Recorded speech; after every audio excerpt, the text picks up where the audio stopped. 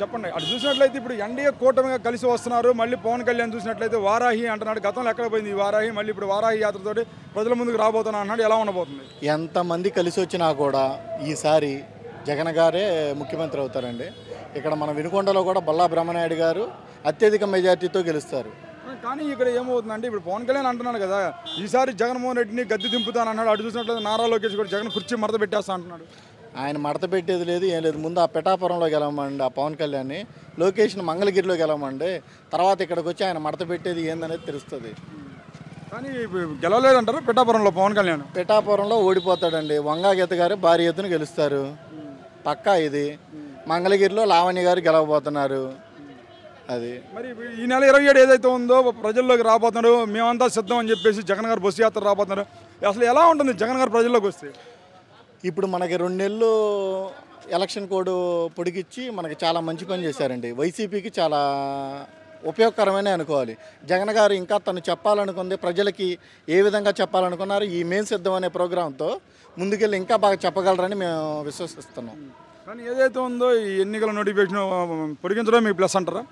100% plus అండి.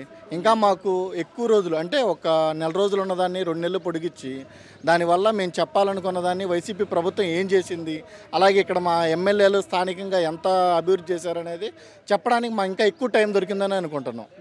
కానీ ఏదైతే ఉందో ఇప్పుడు జగన్మోహన్ రెడ్డి గారిని ఇప్పుడు నా 4వ పెళ్ళామని వ్యాఖ్యానిస్తున్నాడు పవన్ కళ్యాణ్. వాడు ఇప్పుడు 3వ పెళ్ళిళ్ళు అయిపోయినాయి, ఈసారి 4వ పెళ్లి చేసుకుంటాడేమో అనుకుంటున్నాను నేను. 4 పెళ్ళిళ్ళు చేసుకుంటాడో లేకపోతే 5 పెళ్ళిళ్ళు చేసుకుంటారో. అట్లాంటి వాళ్ళ గురించి మనం జగన్ గారికి ఆపోజిట్గా మాట్లాడడం కూడా వేస్ట్. ఎందుకో చెప్పనా, జగన్ స్థాయి కాదు కదా అతనిది. అతనే ఒక వార్డు కానీ ఏం గెలిచిన క్యాండిడేట్ కాదు కదా అతను లోకేష్. కాబట్టి మనం వాళ్ళ గురించి మాట్లాడుకోవడం వేస్ట్.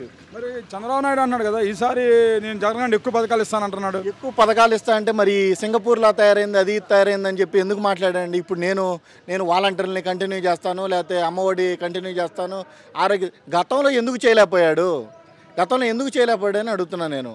అదిగో ఏదో సింగపూర్లో తయారైద్ది, శ్రీలంకలా తయారైద్ది అన్నాడు కదా, అట్లా నాశనం అయిద్ది అన్నారు కదా. మరి నాశనం అయితే మరి నువ్వు ఇప్పుడు ఎలా చేస్తావు అంటున్నావు? ఇది ఇలా సిగ్గు ఉండాలి కదా కనీసం. మొన్నటిదాకా మోడీని తిట్టారు, ఇప్పుడు మోడీ పోయి మోడీ సంకన అవుతున్నారు. మొన్నటిదాకా పవన్ కళ్యాణ్ తిట్టారు, పవన్ కళ్యాణ్ సంకన అవుతున్నారు. ఇవన్నీ ఎక్కడ పోయినాయి గతంలో? వీళ్ళే కదా విమర్శించింది. అంటకాగిన రోజులు, అధికారం ఉన్న రోజులు వాళ్ళతో అంటకాగుతారు, చివరికి వచ్చేసి మళ్ళీ మోడీ అట్టా అంటారు. ఇప్పుడు వాళ్ళు కలిస్తేనేమో సంసారం చేసినట్టు, అదే ఏదన్నా జగన్ కానీ ఎవరన్నా సపోర్ట్ పలికితేనేమో దాన్ని పెద్ద భూతద్దంలో పెట్టి చూస్తారు. ఏమండి వాళ్ళు ఇప్పుడు మోడీతో కలిసిన వాళ్ళ మాకు ఇంకా మైనార్టీలో చాలా ప్లస్ అయింది. మైనార్టీలు అందరూ కూడా జగన్కే ఓటేస్తారు, ఇదైతే పక్కా.